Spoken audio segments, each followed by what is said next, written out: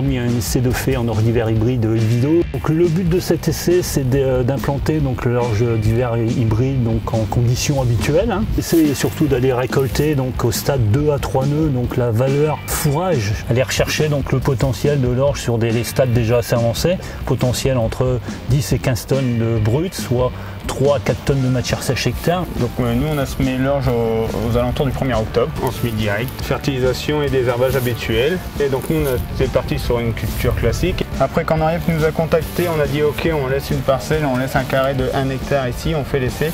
L'avantage que je trouve c'est que demain si je suis en manque de fourrage au printemps, je suis capable de dire bon ok, cette partie d'orge là, je l'encile et je suis sûr de faire une moisson derrière. Même si le rendement est un peu moindre, j'aurai une moisson plus du fourrage à côté. Aujourd'hui, on est arrivé à 3,4 tonnes de matière sèche hectare sur un produit qui a été donc fauché, préfané, c'est ça Nicolas? Oui.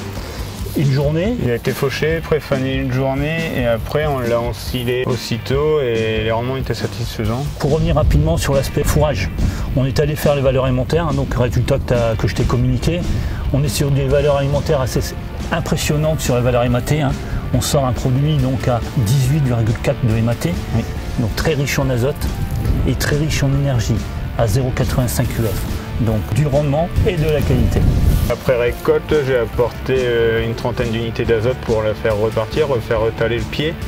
Et on a eu des conditions pas tout à fait favorables au démarrage, et après on a eu une pluie, donc ça a permis de repartir assez vite.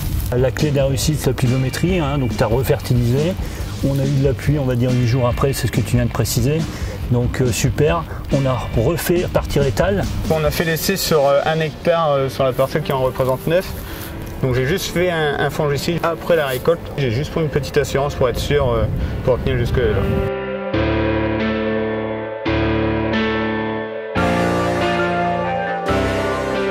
Donc on est le 22 juillet, on vient de récolter cet essai, donc on va pouvoir faire le bilan. Nicolas, on est arrivé donc à la coopérative, au silo, on a balé, on a pesé. Donc j'ai pesé. Si on peut déjà annoncer un petit peu la première tendance en résultat. Donc là pour ce qu'on a fait l'essai, on est à 50 quintaux de moyenne à l'hectare. Donc 50 quintaux, donc c'est sûr que c'est peut-être pas l'espérance de ce qu'on attendait.